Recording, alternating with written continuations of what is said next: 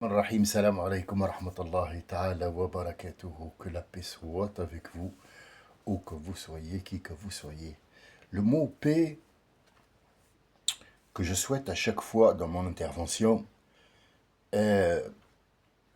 s'élargit sur plusieurs côtes.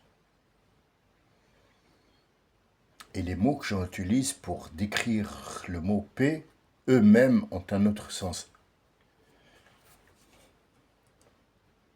Le premier sens, c'est il n'y a pas de guerre. Ça, c'est la paix. Mais est-ce que quand quelqu'un, on dit qu'il faut qu'il fasse la paix avec lui-même, est-ce que ça veut dire qu'il est en guerre avec lui-même? Est-ce qu'il y a des batailles? Est-ce qu'il y a des pertes à l'intérieur? Est-ce que lui, il est gagnant de temps en temps contre lui-même?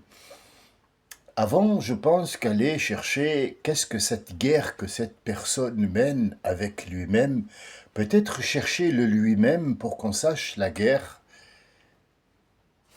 se joue entre qui et qui. La guerre se joue entre qui et qui. Moi, le moi, ça veut dire mon corps, mon esprit, mon âme, et le moi qui représente moi. Ce mot est très difficile à lui donner une image. Ce moi. Donc je vous souhaite d'abord de moments agréables, de la paix partout, à l'intérieur, à l'extérieur, autour de vous. Et je pense qu'au fur et à mesure de ce qu'on avance, vous comprendrez ce que c'est que la guerre, quel est le sens de la guerre, de la paix, qui les bénéfices et les pertes aussi. J'espère que vous n'en aurez pas. On s'est arrêté l'autre fois sur le verset qui dit que Allah euh, informe les anges qu'il va créer un être humain. Alors, bien sûr, j'aurai droit toujours, et de toute façon, et quoi qu'il arrive, à un commentaire débile, pour ne pas dire que la personne qui l'a écrit est débile. Non, le commentaire lui-même est débile, et la personne qui l'a écrit, je pense qu'il se pose énormément de questions. Mais je pense aussi, et j'en suis convaincu, qu'il ne sait pas s'y prendre pour mener une discussion. Vous savez, le monde aujourd'hui, ils ont appris au monde de l'humain, et non pas au monde sur lequel on vit, ils leur ont appris à se taire, à accepter ce qu'on leur dit. Exemple, nous allons avoir une guerre contre Poutine, apparemment, c'est les déclarations des gens qui sont dans la haute sphère, qui, soi-disant, dirigent le pays. Que ce soit dans l'armée, que ce soit dans la police, que ce soit dans le gouvernement, les hommes en cravate, là, tous en tant qu'ils sont, le lèche-cul, le voleur, tous. Moi, comme étant citoyen, j'ai pas de problème avec Poutine. Vous en avez, vous? C'est quoi votre problème avec Poutine? Moi, j'ai des voisins russes ici. Alors, est-ce qu'ils sont depuis longtemps? Est-ce qu'ils sont nés ici? Est-ce que c'est pas la question?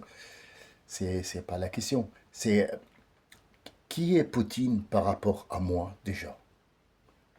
Citoyen, je suis citoyen français. Alors bien sûr, si on se fie à ce que deux crétins ont dit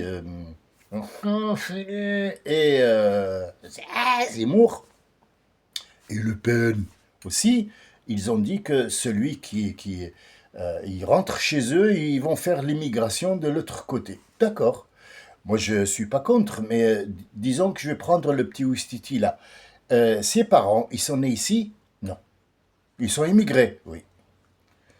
D'accord. Et ils sont juifs? Oui. Donc ils sont même pas de l'Algérie? Non. D'accord. Mais ils ont des origines kabyles? Pas du tout. Pas du tout. Ils sont venus à un certain moment. Donc ils sont immigrés de chez immigrés, plus immigrés, et ils ont immigré en France, le pays d'accueil. D'accord. Et le Ouistiti, là, il est né dans un zoo ici? Oui, bon, dans une maison zoo. Ouais, faut pas jouer sur les mots non plus, hein. Il est né ici. Donc il se considère comme français. D'accord. Et ce français-là, il a fait des études, il est allé à la télé, il a fait sa crétinerie, Et maintenant, il s'attaque à Poutine. C'est ça? Oui. Mais il est français, oui. Mais moi aussi, mes parents, ils sont pas nés ici, mais moi, je suis né ici. Donc, est-ce que ça fait de moi un immigré ou ça fait de moi comme lui un Français? Ah non, toi, c'est pas pareil. Toi, tu es musulman. Musulman? Musulman? Mens. Ah, tu mens là, hein? Tu mens. Tu mens, toi, tu es juif. Toi, tu es allé au mur d'élémentation, tu as fait le juif. Donc, c'est pareil, je peux te retourner la même chose. Vous voyez les informations, comment ils sont erronés et ils jouent en faveur de quelqu'un. Revenons à monsieur Poutine ou je sais pas quoi là. Moi, je ne le connais pas, Poutine, personnellement. Je sais que c'est quelqu'un, s'en fout. C'est les images, je ne sais pas s'ils sont vrais ou pas. Je ne sais pas. Mais est-ce que Poutine me connaît moi? Non. Et qu'est-ce qu'il a contre moi? Rien. Il a un problème contre tes dirigeants. Ah, d'accord. D'accord. Donc quand Sarkozy il est allé lui faire comme ça, le sketch, enfin le sketch, parce que c'est un sketch, hein, mais l'enregistrement est sur YouTube. Vous allez pouvoir aller voir la rencontre de Poutine quand il lui a dit, écoute bien ce que je vais te dire. Poutine parle à Sarkozy quand il a osé hausser le temps. Il dit, ton pays, il est comme ça. Mon pays, il est comme ça. Alors occupe-toi des affaires internes de ton pays et laisse-moi gérer le monde. Ça a été à l'aéroport. Regardez voir. Internet, l'archive. Ce Sarkozy-là, et avant lui c'était Mitterrand, De Gaulle n'a pas parlé avec Poutine. Il s'en fout complètement. Lui, c'était l'ordre intérieur de la France. Personne n'approche. Mais le problème, c'est que tu vas chercher la merde et après tu éclabousses tous les Français. Tous les Français s'en vont en guerre et ils vont sacrifier leurs enfants parce que toi, tu veux porter une cravate. Voilà où ils veulent vous emmener. Il ne veut pas te laisser comprendre. D'abord, dis-moi c'est qui? Quel est le rapport entre moi et lui? Et je vais voir si ma vie dépend de ce qu'il va faire ou pas. Et pourquoi il va le faire? Mon introduction, peut-être, elle est un petit peu tirée par les cheveux parce que j'ai pas mis des détails. Mais le plus intelligent de vous, comme le moins intelligent, les deux vont capter cet exemple-là et le mettre, c'est ce qui va venir. Allah n'informe pas les anges. Il ne les informe pas. Quand on informe quelqu'un, c'est que ce quelqu'un-là est à ta hauteur. Même si c'est un subalterne, il y a une voie hiérarchique, tu l'informes parce que vous êtes tous, et tu les considères tous, à la hauteur de cette direction.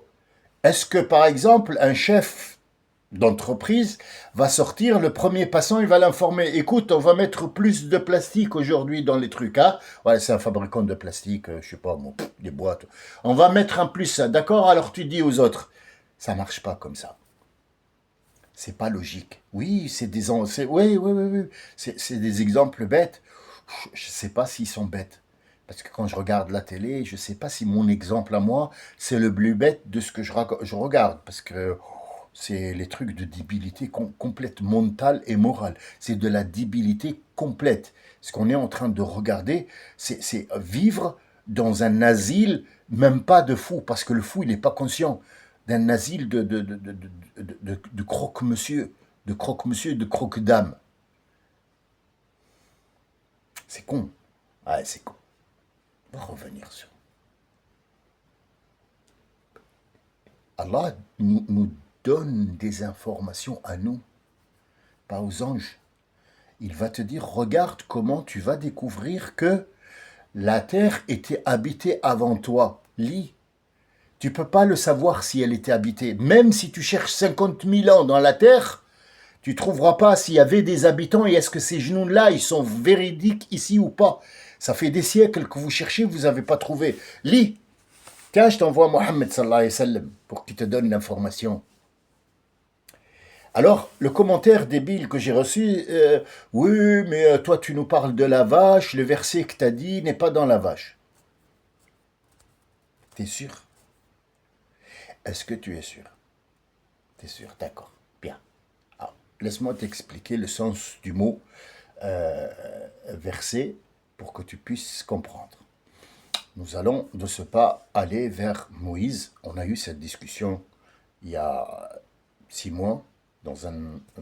Moïse et son bâton, ils vont rentrer dans cette bulle que lui a vue comme si c'était un feu. Et Dieu l'a décrit comme une bulle de lumière où il y a un feu qui vous semble feu mais qui n'est pas feu. Prenons le côté de ce verset, le côté où nous parle de Moïse et son bâton.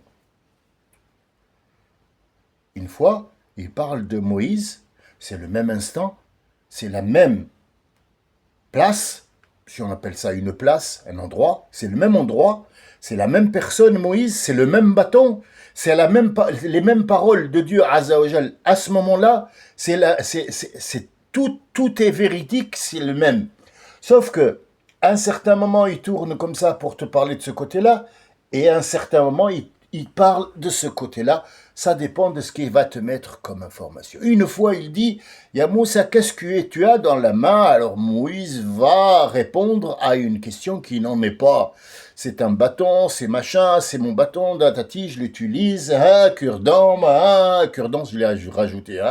Faut pas après me faire un commentaire à la con. Il faut comprendre ce que je dis. Et une fois, il dit, il a jeté le bâton, et Moïse s'est enfui. Et une fois, il dit, le bâton est devenu vivant. Il sautille dans tous les sens. Et une fois, il lui a dit, il parle du même endroit, mais il ne parle pas du bâton, il parle du reste de la phrase.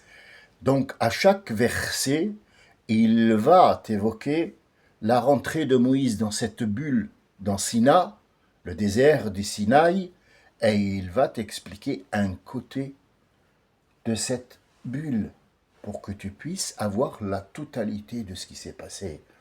Ici, dans Surat al-Baqarah, le premier verset, et effectivement, il ne parle pas de la création de l'être humain en tant que chair. Il va l'évoquer dans une autre sourate, et encore une autre et une autre. 4 côtés, les 4 côtés, qu'est-ce que le shaitan a dit? Mais avant que qu'est-ce que le shaitan a dit, il faut savoir à qui il l'a dit et pourquoi. Le pourquoi nous intéresse et le qui et le comment. Ces 4-là, il va tourner pour t'expliquer quelque chose qui a eu lieu en même temps.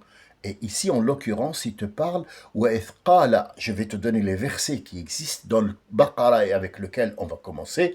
Moi, peut-être, je suis allé un peu loin en besogne. C'est vrai parce que je me dis que les gens ont bien compris maintenant ma façon d'aborder les choses et que ça sert à rien de dilater l'histoire, mais je crois que je me suis trompé, je vais aller doucement, évoquer mot à mot, parce que 19 siècles, on ne les efface pas comme ça avec un enregistrement. Mais j'estime que, pour la plupart d'entre vous viennent de me découvrir, la plupart des gens qui m'ont suivi depuis 2006 sont tous partis parce que ils n'arrivent pas à assimiler ces informations-là, ils n'arrivent pas à les prendre parce qu'en 2006 et aujourd'hui, le monde a changé, les gens ont changé, la mentalité aussi a changé. Donc j'ai plus espoir à trouver des gens qui vont comprendre ce livre mieux qu'en 2006 où ils étaient encore un petit peu fermés. Donc il y a une ouverture. Cette brèche, on va l'utiliser pour comprendre. Notre but, c'est pas ni la politique, ni prendre le pouvoir, ni acheter des trucs, ni ouvrir des entreprises. Pas du tout. Nous sommes en train de voir notre propre entreprise qui est nous, pour savoir qui nous sommes dans cette société. Tout simplement. Après, chacun erre dans son monde.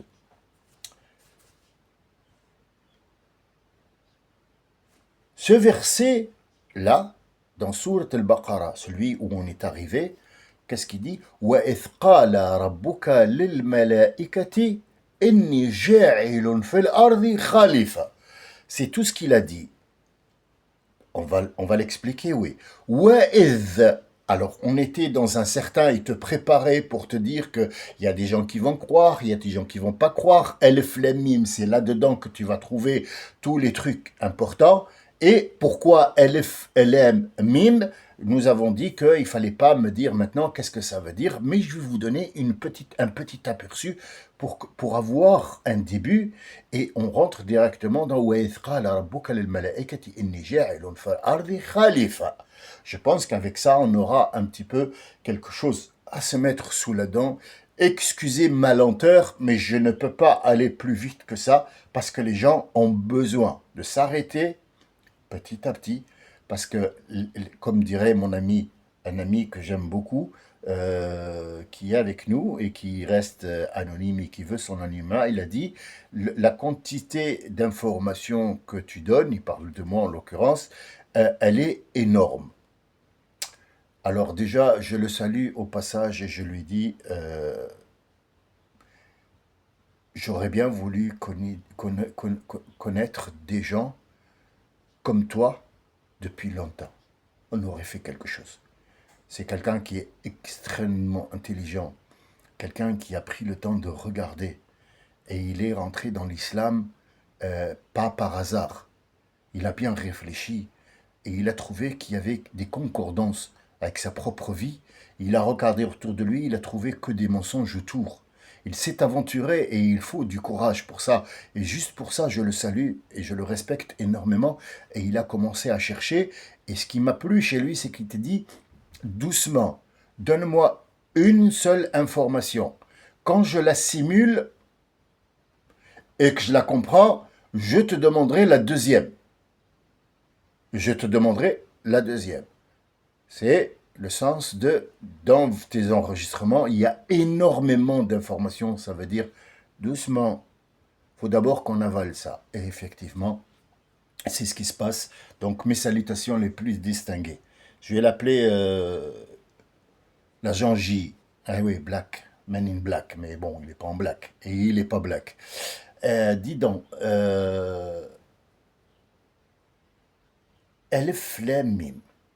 Les deux lettres, Alif, le bâton, et Lem, le L, ce n'est pas un L en français, mais prenons l'équivalent de A, L. Ce n'est pas un A, le Elif, on est bien d'accord.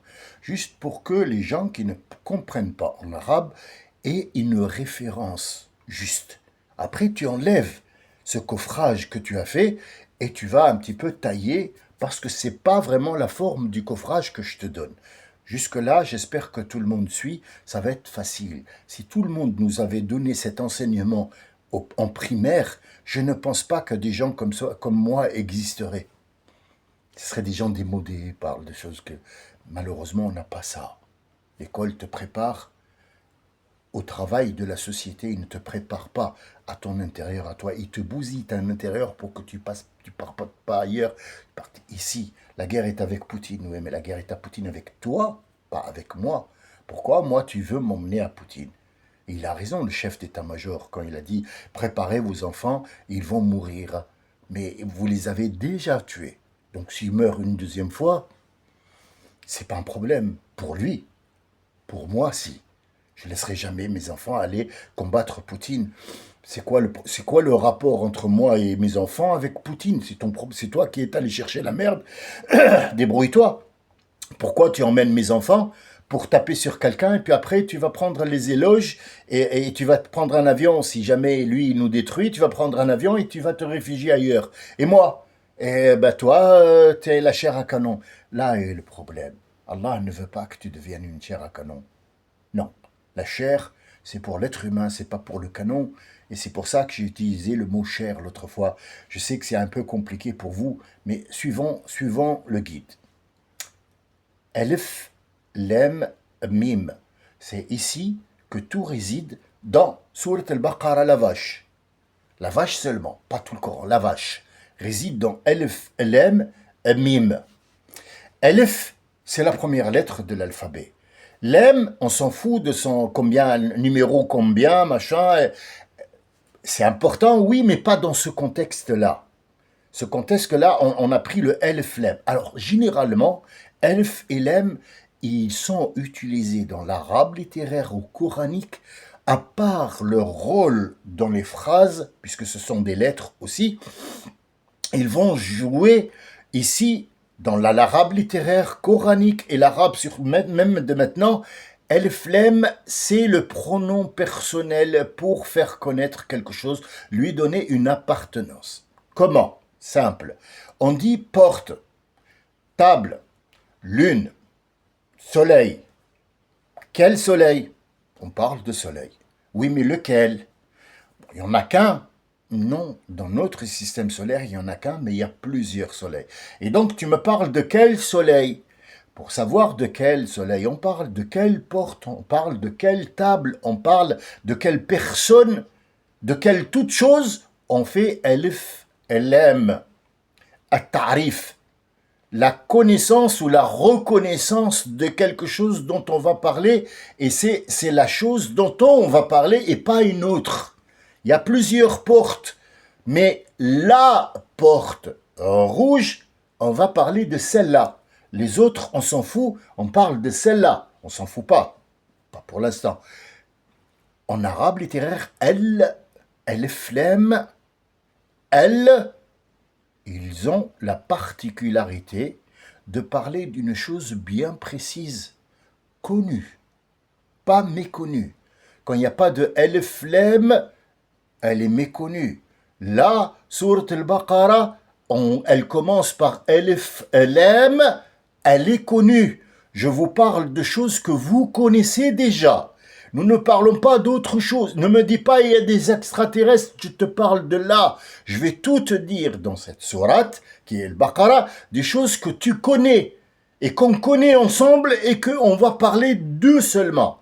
Et après, El Amran, non, El Amran, c'est autre chose. On va parler d'autre chose. Ici, on va parler El Flem. Tout ce qui va apparaître, tu le connais. Il a un titre et il est apparent. Tu le vois. Qu'est-ce qu'il y a dans cette sourate? Il y a la vache de Bani Israël. Il y a, on parle de David qui a tué Goliath, on parle de le Siyam, le jeûne, on parle de l'Hajj, on parle de Ash-Shaytan, on parle de la création, on parle de Jnoun, on parle de Sulayman, on parle d'énormément de choses qui sont les points vitaux de ta vie. Donc, savoir qui on est, c'est important avant de me parler de la reine de Saba, d'un Sulayman après, ou de Houd qui vont après venir. Dis-moi qui je suis pour savoir ce Houd, il vient d'où? Houd, c'est le prophète des géants. Had, ce sont des géants. Mais dis-moi, à un certain moment, qui est maintenant là, la science a évolué, on sait qu'un géant ne peut pas vivre longtemps dans la vie. Hein? Pourquoi? Parce que la gravité de l'être humain, elle est faite sur un certain niveau. Ça veut dire 2 mètres, il commence à fatiguer. Tous les sportifs de haut niveau dans le basketball te le diront. Sa taille, à un certain moment, après le sport et après qu'il ait fait des efforts pendant 15 ans ou 20 ans de sport, il arrête et il va en soins intensifs parce que sa taille l'a beaucoup fatigué. Elle n'est pas une taille normale pour cette terre-là. Alors comment tu me dis qu'il y a des géants? Pour parler de ça, la taille, le basketball et le machin, il faut déjà parler de nous sommes qui, on vient d'où. Voilà l'exemple que je voulais mettre en place pour que tout le monde sache de quoi je parle. Ici, Allah te dit, je vais te dire d'abord, c'est quoi que je vais, c'est qui. Après, je te dis, c'est quoi en même temps, parce que ce côté-là, il prend juste une phrase de ce qu'il a dit. Dans un autre surat, il prend une autre phrase qu'il a dit en incluant le qui, le comment. Après le qui, le comment, le quoi. Après le qui, le comment, le quoi, le où.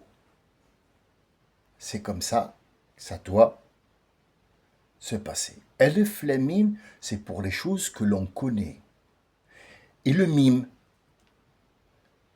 elle, Même pour son grade, Allah, il utilise Elif, Lem. Elif, Lem, Leh. Il s'appelle comment? Enfin, le grade, c'est un dieu. Leh. Leh en arabe, c'est un dieu. Mais un dieu? Non, le dieu. Ah, donc c'est Elif, Lem. Ok. Pour, disons, le travail du Elif, en gros. Pas en détail, qu'est-ce que dans la phrase, comment. Dans la plupart des phrases, le Elif, ce bâton-là, où il fait il fait crier des lettres, ou il fait taire des lettres. Sans bruit, avec bruit. Vibration, pas de vibration. Vibration, pas de vibration. Exemple concret, oui. Elle, secoune. F, ah, at, r. Toujours le elif, quand il vient devant, le deuxième prend un secoun. Pas une auréole, non, non, non, un secoun. Un zéro sur la tête, ça veut dire que tu te tais. C'est l'autre qui va parler, toi tu te tais. Toi, ta présence, elle doit être là, mais c'est lui qui doit parler, pas toi. Quand moi, je m'enlèverai, toi, tu pourras parler, ça donnera un autre sens. Mais quand moi, je suis ça, Alif, c'est... Et... sans son chapeau qui s'appelle Al-Hamza. Quand on lui met le chapeau sur la tête, il devient... sans le chapeau, lui-même, elle, il fait taire. Mais après, quand il vient derrière la lettre, qu'est-ce qui se passe? Il fait les crier les lettres qui sont avec lui. Babun. Quand on enlève le alif, ça fait babun. Babun. Porte. Babun. Mais quand il est devant, il dit au milieu, derrière le bé, beb. Beb. Et le lem. Lem, c'est toujours ou alors c'est une condition, ou alors c'est une interdiction. Parmi d'autres, oui. Parmi d'autres, parce qu'il peut il peut être dans un nom, il peut être dans une forme de phrase pour expliquer quelque chose, mais généralement, le elif fait crier et fait taire les lettres, et le lem, c'est une lettre qui fait ou alors interdiction, non, la, la, abadan, ou alors c'est une condition. La adribannaka laou, c'est toujours une condition. La adribannaka laou, toujours il précède une condition. C'est bien de savoir ça. Pourquoi? C'est bien aussi de vous dire, alors le Baqara elle dit ça, et puis Jnoun, et puis vas-y, l'être humain il a été créé d'argile. Non, doucement. Je pense que là tu me dis, qu'est-ce que tu penses de la fenêtre ici quand je construirai la maison? Mon avis, elle est bien la fenêtre, mais la fenêtre elle va sur quoi? Sur quel mur? Ah, je sais pas encore. Et la maison c'est pour qui? Ah, je sais pas.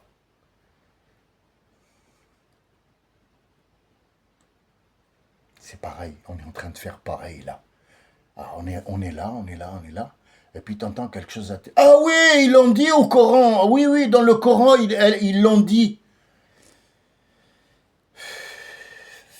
Ferme ta gueule. C'était bien quand tu as fermé ta gueule avant. Pourquoi tu l'as ouvert comme ça? Oh la vache, putain. Oh là là là. T'étais mort ou quoi?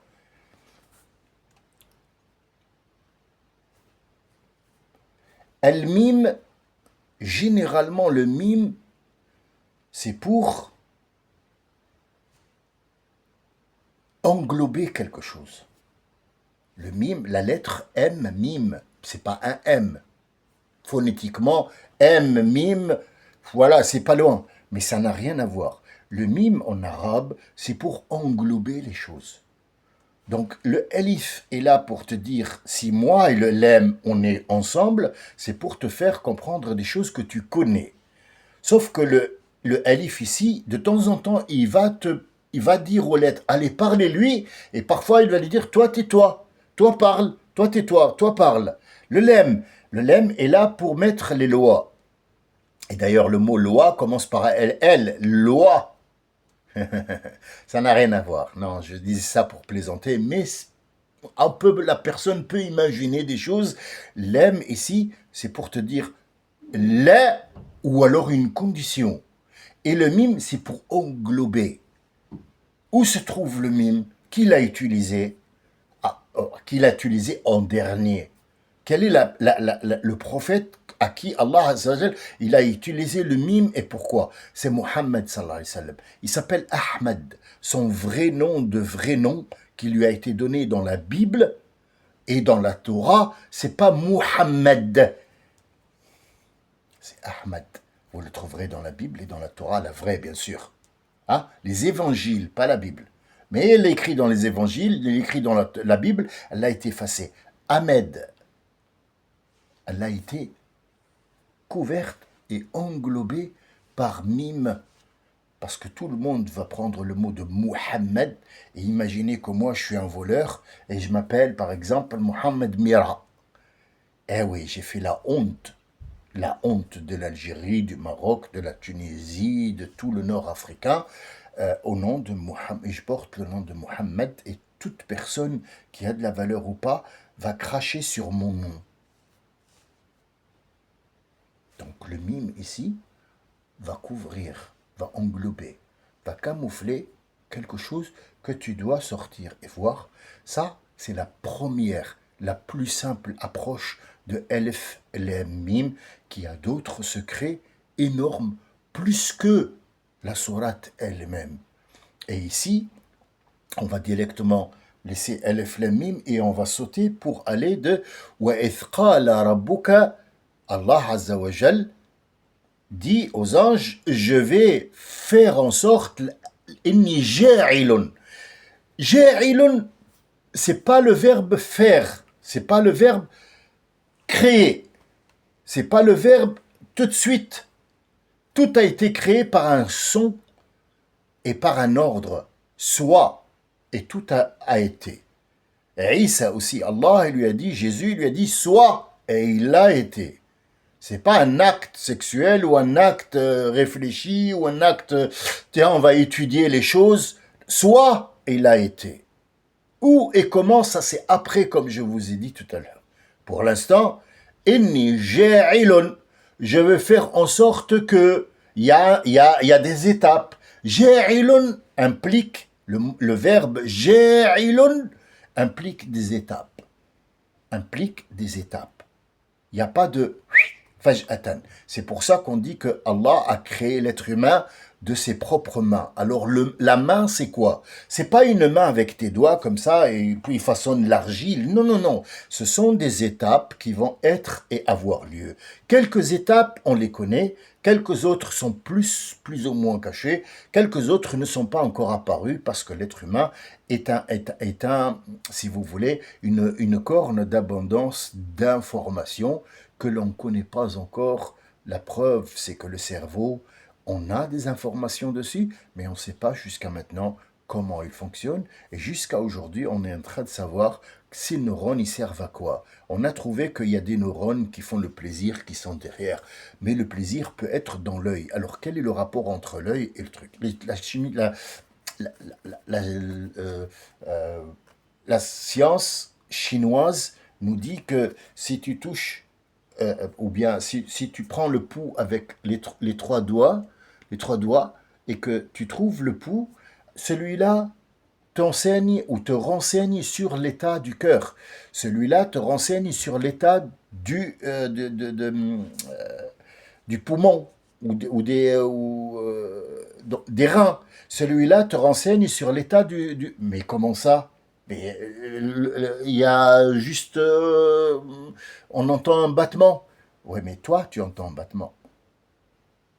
Le docteur ou celui qui sait, qui a cette connaissance-là, quand il met les trois doigts, et c'est très bien si tu as quelque chose dans les poumons, dans les reins ou dans l'estomac qui ne fonctionne pas, parce que il y a des petites des petits endroits qui sont reliés, les nerfs, avec cette peau-là. Cette chair-là, elle contient des petits nerfs qui sont reliés partout dans le corps, comme une toile d'araignée. Quand tu touches ici, tu as de temps en temps des picotements dans le petit doigt. C'est un exemple, ça, attention, c'est un exemple. Quand tu touches ici, tu as des picotements dans le petit doigt. Tiens, c'est bizarre, tiens, ah, c'est marrant. Non, c'est pas marrant, c'est bleu ou rouge de temps en temps.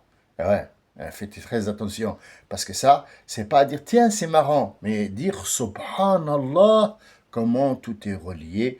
Donc, Ja'ilun, il y a des étapes de fabrication de ce monsieur, de création de ce monsieur, qui est super sophistiqué. C'est une création que les autres créations n'ont pas encore vue. C'est un truc qui les dépasse de très loin, sachant que les anges ne réfléchissent pas, et ceux qui on va voir que Dieu va nous donner la preuve de leur existence maintenant dans cette sourate ne connaissent pas non plus. C'est comme ça que l'histoire commence. Notre histoire commence par une information, et c'est à partir de cette information, il va y avoir une réponse qui va nous donner le commencement de l'être humain. Qalou, directement, qalou, il n'y a pas de virgule, il n'y a rien. Inni ja'ilun fi al-ardi, dans la terre, khalifa. Dans ou sur la terre. Dans, pas fawq al-ardi, fil ardi. Tout se passe dans la terre. Ah, donc ici, nous n'avons même pas commencé qu'on a beaucoup de preuves concernant beaucoup de choses. La première preuve, c'est que fil ardi, nous sommes dans la terre et non pas sur la terre déjà. Il y a un autre verset qui viendra après pour nous donner une assistance grammaticale qui dit siru, marcher, siru fil ardi. Hein? On marche dans la terre ou sur la terre, ya Rabbi? J'ai dit fil ardi, dans la terre. Donc nous sommes dans cette atmosphère.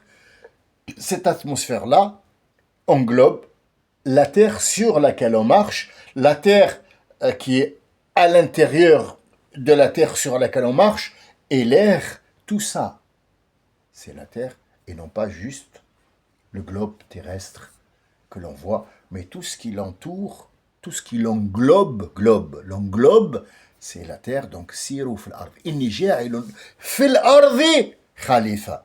Khalifa. Calife.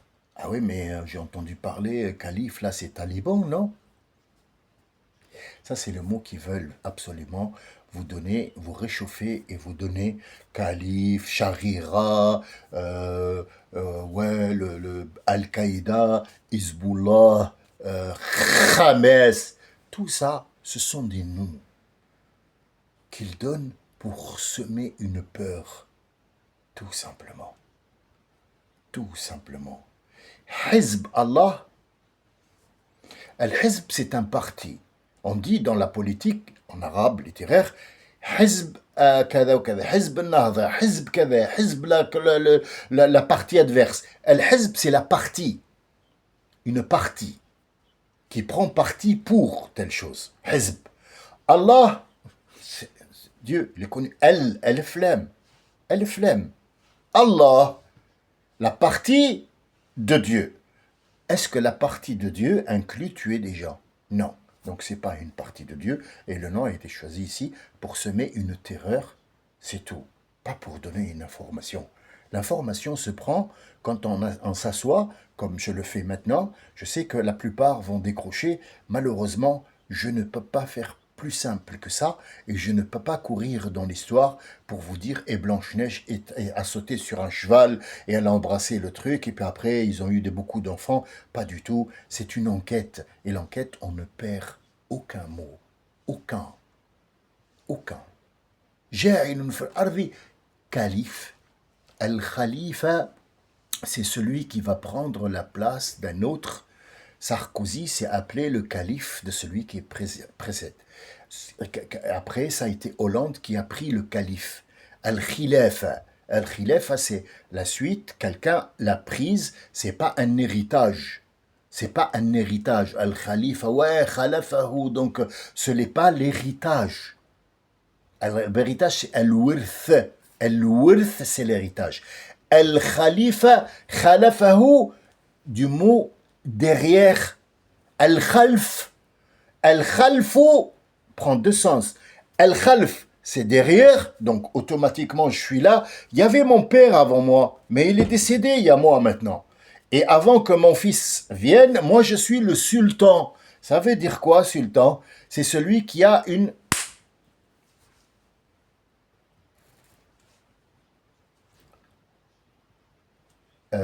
excusez-moi. Une autorité. As-Sultan, c'est l'autorité. Le sultan, le mot sultan veut dire autorité. Et après, il y aura un calife de toute façon. Un calife en arabe littéraire, quand si on parle en arabe littéraire, il y aura un successeur. Voilà le mot, après avoir décortiqué, bien comme il faut, le mot « Inni ja'ilun fil ardi khalifa », on est passé par président, machin, des exemples que pour vous, peut-être c'est des exemples cons, pour moi, non. On est arrivé au mot, c'est celui qui va te succéder, qui viendra derrière toi. Alors, le sens du mot en français, derrière toi, c'est derrière. Et nous, on parle de celui qui vient. Parce qu'il n'y a pas, il y a pas de présent, il n'y a pas de futur, il n'y a pas de passé. Ce sont des temps qu'on a mis en place pour essayer de comprendre. Vous mettez quelqu'un, vous lui dites, il n'y a pas de passé, il n'y a pas d'avenir, il est perdu. C'est quoi? Je ne comprends pas ce que... Voilà. Donc, le sultan, en arabe littéraire, l'arrivée de quelqu'un qui n'est pas encore venu, ça s'appelle déjà le derrière. Mais pas le derrière qu'on connaît. Le derrière, ça veut dire, il va prendre la succession. Ici, directement, les anges vont dire la réponse. La réponse. Leur limite de réflexion est limitée sur la connaissance qu'ils ont et ils n'ont pas beaucoup de connaissances par rapport à l'être humain ou par rapport au genoun. Les anges sont là pour ne pas réfléchir, ils sont là pour obéir tout simplement et aucun d'eux ne sortira du chemin droit. Ils vont dire, Ya Rabbi, comment tu vas créer un successeur à des créatures qui ont répandu du sang et qui ont fait des malheurs, et nous, on est là juste pour t'adorer et pour faire ce que tu nous demandes de faire. On ne voit pas pourquoi tu vas mettre à... Ici, il va les arrêter tout de suite. Et là, je vais arrêter aussi tout de suite pour vous dire qu'on ne reprendra que la prochaine fois, Inch'Allah, la suite. Attendez-vous à comprendre des choses qui sont hallucinantes.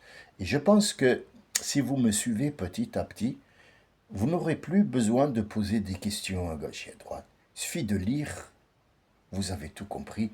J'espère que cette compréhension sera facile pour vous. J'espère que ce que je dis n'est pas compliqué, mais croyez-moi, petit à petit, l'oiseau fait son nid. Celui qui a compris a tout appris. C'est une règle d'or. Que Dieu vous couvre d'or, que Dieu vous couvre de compréhension, que Dieu fait en sorte que la paix ne vous quitte jamais. Salam alaikum.